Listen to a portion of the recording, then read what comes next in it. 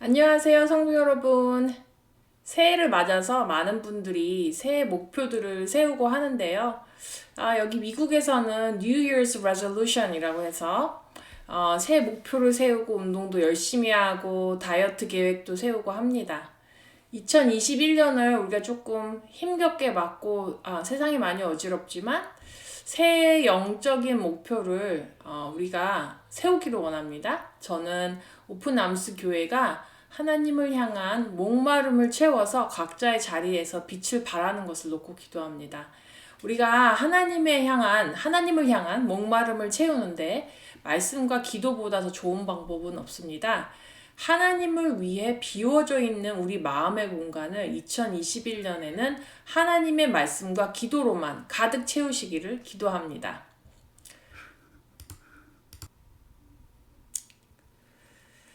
저번 주에 이스라엘이 가나안 첫 정복으로 여리고를 어떻게 함락시켰는가에 관한 아주 흥미로운 얘기를 했습니다.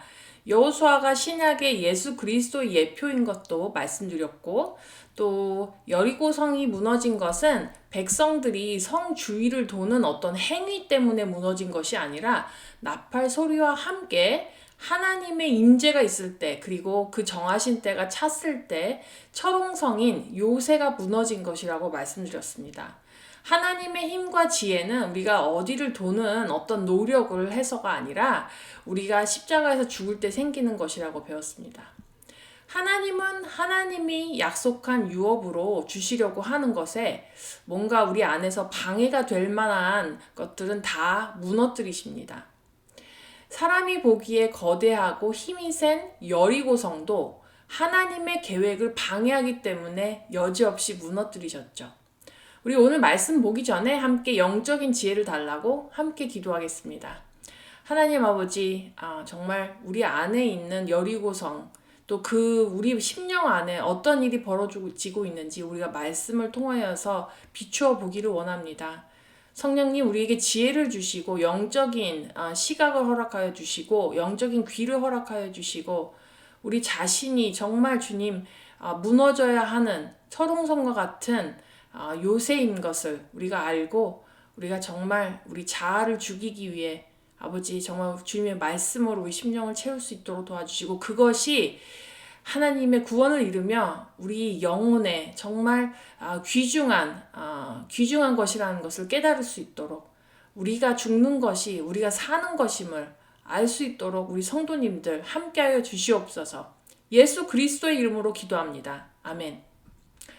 자, 오늘 말씀은 여호수아 6장 8절에서 16절입니다. 다 함께 읽으시도록 하겠습니다. 제가 읽어드리겠습니다. 여호수아가 백성에게 이르기를 마침에 제사장 7은 양각 나팔 7을 잡고 여호와 앞에서 나아가며 나팔을 불고 여호와의 언약궤는 그 뒤를 따르며 그 무장한 자들은 나팔 부는 제사장 앞에서 행진하며 후군은 궤 뒤를 따르고 제사장들은 나팔을 불며 행진하더라. 여호수아가 백성에게 명령하여 이르되 너희는 외치지 말며 너희 음성을 들리게 하지 말며 너희 입에서 아무 말도 내지 말라. 그리하다가 내가 너희에게 명령하여 외치라 하는 날에 외칠지니라 하고 여호와의 궤가 그 성을 한 번 돌게 하고 그들이 진영으로 들어와서 진영에서 자니라. 또 여호수아가 아침에 일찍이 일어나니 제사장들이 여호와의 궤를 메고 제사장 7은 양각 나팔 7을 잡고 여호와의 궤 앞에서 계속 행진하며 나팔을 불고 무장한 자들은 그 앞에 행진하며 후군은 여호와의 궤 뒤를 따르고 제사장들은 나팔을 불며 행진하더라. 그 둘째 날에도 그 성을 한 번 돌고 진영으로 돌아오니라. 엿새 동안을 이같이 행하니라. 7째 날 새벽에 그들이 일찍 일어나서 전과 같은 방식으로 그 성을 7번 도니 그 성을 7번 돌기는 그날 뿐이었더라. 7번째에 제사장들이 나팔을 불 때에 여호수아가 백성에게 이르되 외치라 여호와께서 너희에게 이 성을 주셨느니라. 아멘.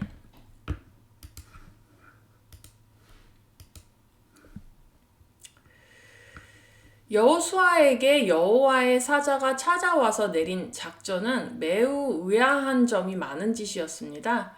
여기서 우리의 주목을 끄는 점 중에 하나가 7이라는 숫자가 많이 등장한다는 것이죠.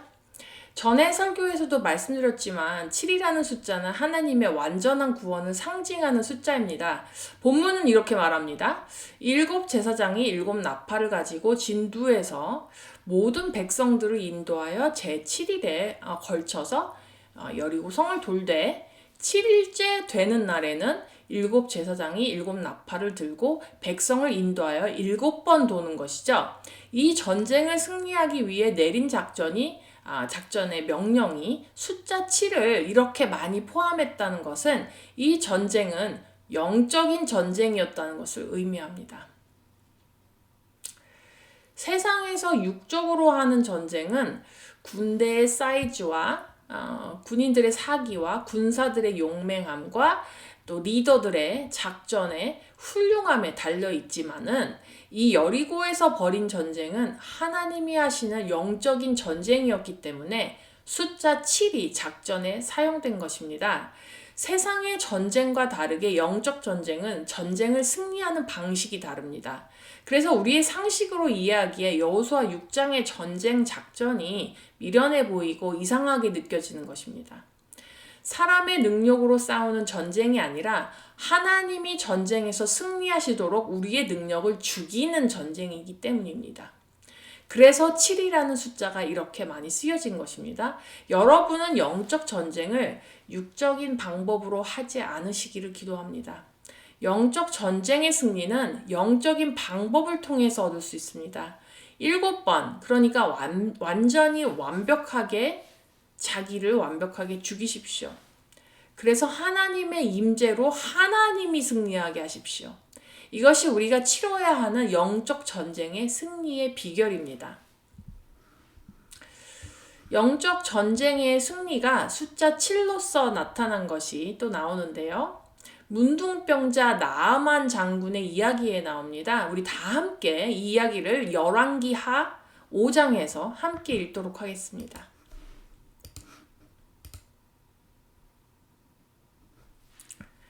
엘리사가 사자를 그에게 보내 이르되 너는 가서 요단강에 몸을 7번 씻으라. 내 살이 회복되어 깨끗하게 하리라 하는지라.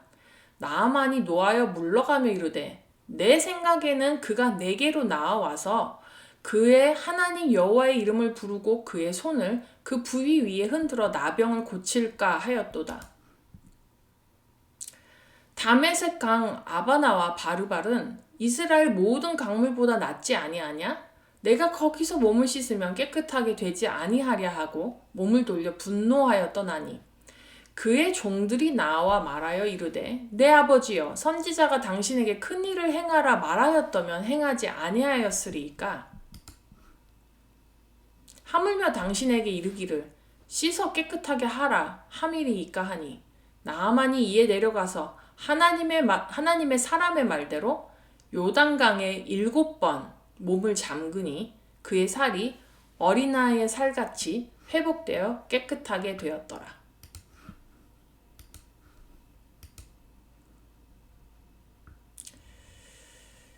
나아만 장군은 아람 왕의 군대 장관이었습니다.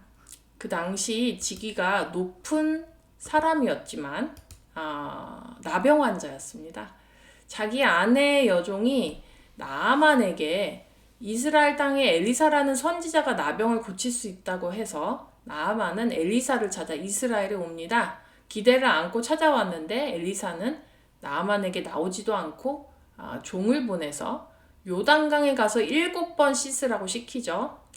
엘리사의 무례한 행동에 나아만이 너무 화가 나서 포기하고 돌아가려고 하지만 결국은 요단강에 7번 몸을 씻고 그의 살이 어린아이의 살같이 회복되어 깨끗하게 되었다고 기록합니다. 자, 나아만이 요단강에 7번 씻었다는 것은 무엇을 의미할까요? 여리고 성을 7 제사장이 7 나팔을 불고 7날 동안에 여리고 성을 돌았고 마지막 7째 날에 7 제사장이 7 나팔을 불어 백성을 이끌고 7번 성을 돌아서 여리고성이 무너진 것 같은 맥락으로 하나님의 말씀에 전적으로 굴복하고 그 자아를 완벽하게 죽였다는 뜻입니다. 요단강 강물의 온전한 의미의 침례가 나아만에게 임한 것입니다. 한두 번 자신이 그 물에 수장된 것이 아니라 완벽한 의미의 자아의 죽음이 나아만에게 임하였더니 나병에서 자유하게 되었다는 의미입니다. 나병은 다른 병과 다르게 영적인 의미에서 하나님의 저주로 여겨진 병입니다. 그래서 다른 병과 다르게 의사가 나병을 관리하는 것이 아니라 나병의 발병과 관리와 회복은 성전의 제사장에 의해서 이루어졌습니다. 영적인 병이라는 말입니다. 즉 나아만의 병은 죄인이 하나님께 심판을 받아 죽을 수밖에 없는 죄를 의미합니다.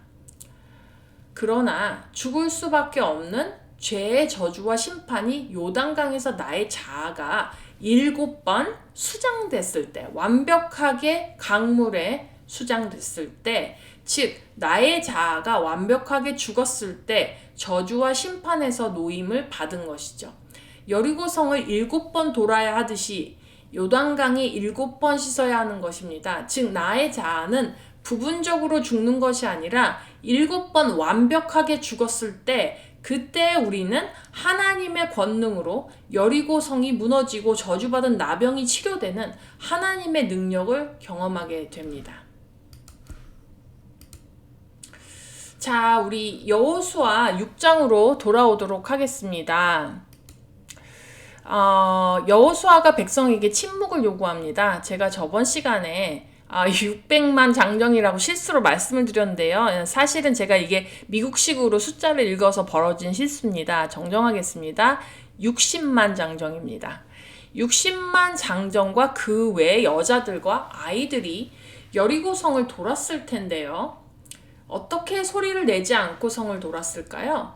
그리고 왜 여호수아는 성을 도는 동안 침묵을 요구했을까요? 여기서 여호수아는 백성들에게 자신의 생각과 의견을 죽이라는 명령을 내린 것입니다. 사실 침묵을 지키는 것, 자신의 의견과 생각을 죽이는 행동은 언약 백성들만 실행할 수 있는 것입니다. 여호수아서 5장에서 이스라엘 모든 백성들은 하나님과 할례를 통해서 언약 백성이 되었기 때문에 여리고성을 돌 때 자신의 생각을 죽이면서 자신의 가치와 의견을 죽이면서 하나님께 순종하면서 돌 수 있었던 것입니다. 여러분, 하나님이 순종을 요구하실 때 우리의 생각을 죽입시다. 우리의 세상적인 상식, 의견, 가치관을 다 버리고 침묵을 지키고 순종합시다. 예수님이 십자가를 지시는 모든 과정에서 침묵하시면서 십자가에 죽으시기까지 순종하시는 완벽한 예를 보여주셨습니다. 예수님이 얼마든지 논쟁하고 설득하실 수 있었지만 끝까지 침묵하셨습니다. 우리도 그런 예수님을 따라서 침묵하며 하나님께 순종해야겠습니다.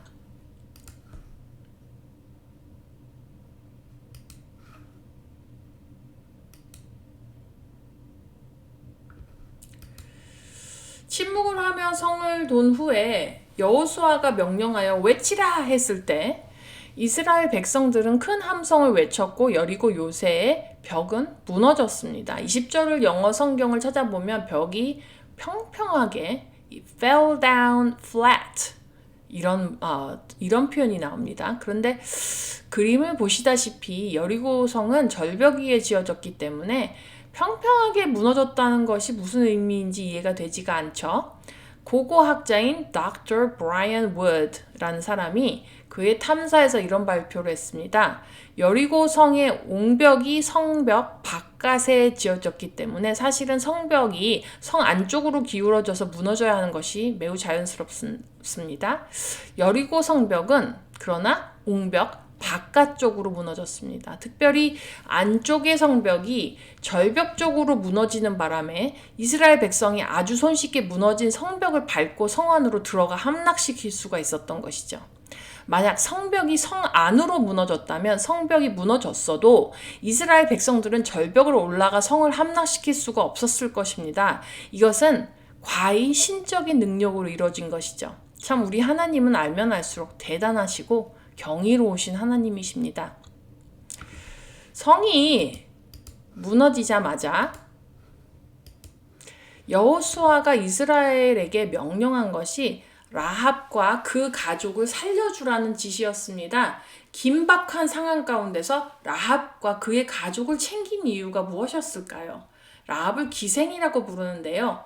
많은 성경학자들이 라합이 가나안 신전에서 다산의 신을 경배하기 위해서 그 신의 신전에 있는 사제와 성적인 의식을 치르던 여제로 보고 있습니다. 그가 사는 곳은 성벽 위에 있었다고 하니까 여리고 성 안에서 가장 가난한 계층의 사람이었음을 알 수 있습니다. 많은 고고학자들이 여리고성이 성경대로 여리고성이 무너진 게 아니라 지진으로 무너졌음을 주장을 해왔죠. 이것을 반증하는 증거로 독일 고고학 팀이 무너지지 않은 여리고성의 일부를 발견했습니다. 이 지진으로 무너졌다면 이렇게 일부분이 무너지지 않고 보존될 수가 없다는 것입니다. 무너지면 다 무너져야 되겠죠? 성경 고고학자들은 이 무너지지 않은 부분이 바로 기생 라합의 집이었을 것으로 추측합니다. 성경의 말씀대로 라합과 그의 가족이 살아남은 흔적인 것이죠. 가나안 신전에서 성적인 의식을 치르던 죄인 중에서 가장 혐오의 대상인 라합을 왜 하나님께서 보호해 주셨을까요? 여호수아서 2장에 보면 라합이 가나안 정탐꾼 2명을 자신의 집에 숨겨주고 목숨을 살려주는 내용이 나옵니다. 우리 같이 여호수아서 2장 18절로 가겠습니다. 여호수아서 2장 18절에서 21절 읽어드리도록 하겠습니다. 우리가 이 땅에 들어올 때 우리를 달아내린 창문에 이 붉은 줄을 매고 내 부모와 형제와 내 아버지의 가족을 다 내 집에 모으라. 누구든지 내 집 문을 나가서 거리로 가면 그의 피가 우리의 머리로 돌아갈 것이요 우리는 허물이 없으리라. 그러나 누구든지 너와 함께 집에 있는 자에게 손을 대면 그의 피는 우리의 머리로 돌아오려니와. 내가 우리의 이 일을 누설하면 내가 우리에게 서약한 맹세에 대하여 우리에게 허물이 없으리라 하니 라합이 이르되 너희의 말대로 할 것이라 하고 그들을 보내어 가게 하고 붉은 줄을 창문에 매니라.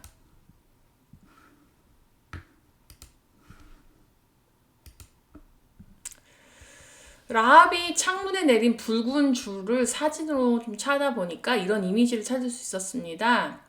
자신의 증표로 빨간 줄을 창에 매단 것을 이렇게 보니까 마치 애굽에서 장자의 재앙 때 유월절 어린 양의 피를 문선주에 발라 재앙을 면한 장면이 생각이 났습니다.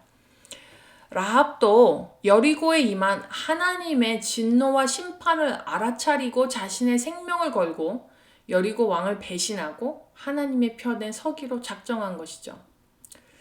많은 성도님들, 특별히 남자 성도님들은 성경에 나오는 여인들로 표현된 인물들이 죄인인 우리를 표현하는 것을 받아들이지 못하시는 경우가 많습니다.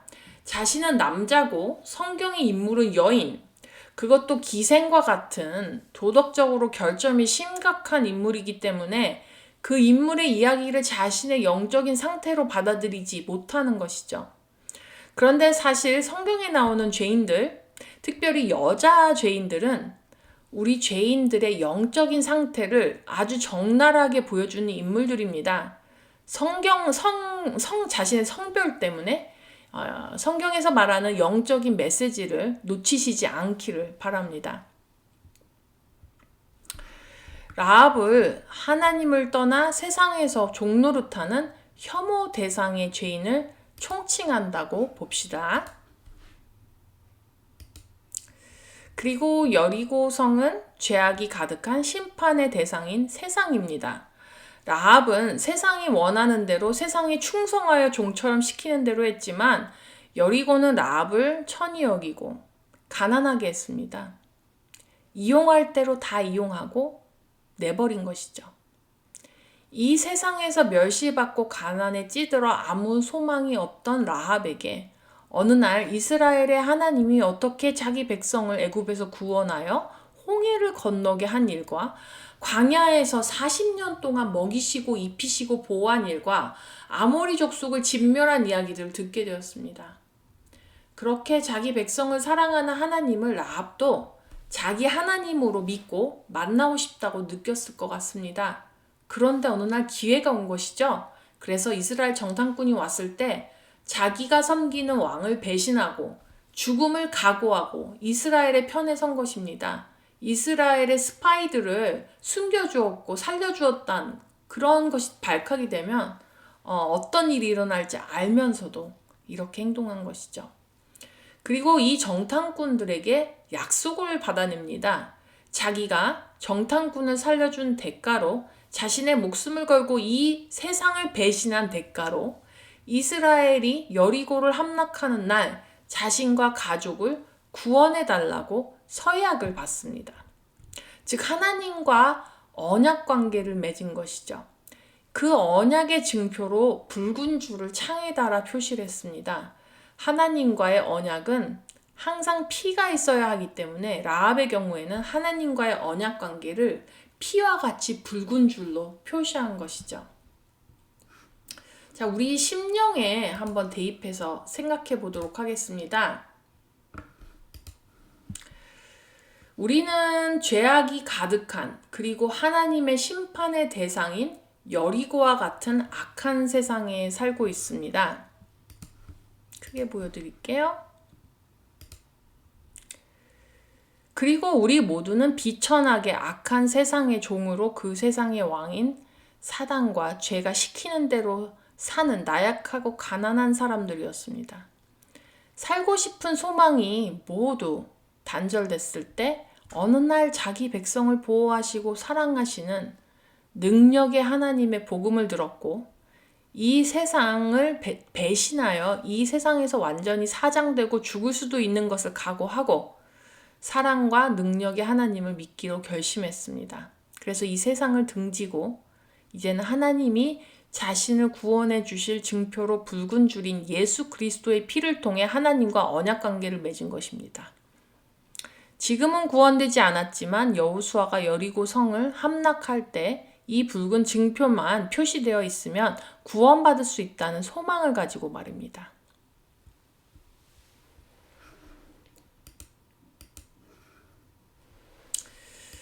실제로 여호수아 장군이 이끄는 이스라엘 군대가 여리고에 도착했고 이들은 6일 동안 매일 뿔나팔을 불면서 성 주변을 돌았습니다. 라합은 이 뿔나팔 소리를 들으면서 어떤 감정을 느꼈을까요? 라합에게는 이 뿔나팔 소리가 살 수 있다는 소망, 구원의 기쁨, 더 이상 더러운 죄의 종으로 살지 않고 의인으로 존귀하게 살 수 있다는 가슴 벅찬 구원의 소리가 아니었을까요? 반대로 이 붉은 줄의 언약이 없는 여리고 백성들에게는 뿔나팔 소리가 죽음의 소리, 심판의 소리, 또 두려움을 부르는 소리였을 것입니다. 우리가 그냥 지나칠 수 있는 한 기생의 스토리가 신약에는 3번이나 언급이 되었습니다. 마태복음 1장 5절에 보면 라합이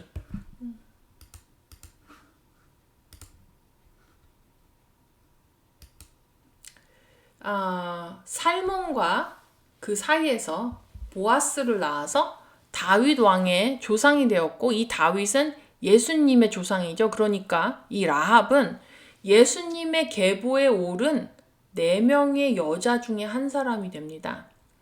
또 히브리서 11장은 믿음의 장이라고 하는데 믿음의 계보에서 당당하게 믿음의 선지자 16명의 반열에 오르고 야고보서 2장 25절에는 믿음의 행위로 의로움을 얻은 완벽한 예로 기록된 여인이 바로 라합입니다. 라합의 구원의 스토리를 하나님이 얼마나 중요하게 생각하는지 감이 오시나요? 여러분, 남자든 여자든 아무리 도덕적으로 흠이 없는 사람이든 우리는 라합이었고 라합입니다. 죄악된 세상에 사는 죄의 종로로 타고 그것으로 부족해서 이 세상에서 멸시받는 가난한 라합이 바로 우리였습니다. 그러나 여러분, 복음의 소식을 들었을 때 우리는 라합처럼 목숨을 걸고 이 세상을 버리고 하나님을 선택할 수 있습니까? 뿔 나팔 소리가 울려 퍼질 때 우리는 이 구원의 나팔 소리로 기쁨의 함성을 외치는 사람입니까? 아니면 이 나팔 소리가 죽음의 소리처럼 들리기 때문에 이 뿔 나팔 소리를 혐오하십니까? 하나님과 피로 언약 관계가 있는 구원의 때를 학수고대하며 기다리는 소망으로 사십니까? 붉은 줄, 곧 피의 언약을 의지해서 사십니까? 아니면 세상의 부와 명예와 자신의 포지션을 의지해서 사십니까? 예수의 피의 언약이 현실성이 없다고 생각하십니까? 라합처럼 목숨 걸고 이 세상을 버립시다. 라합처럼 사단이 다스리는 죄된 세상을 버리고 하나님의 편에 서면 우리는 예수 그리스도의 생명을 낳는 사람이 됩니다. 믿음의 계보에 서는 사람이 됩니다. 성도님, 우리 함께 기도하고 마치겠습니다. 하나님,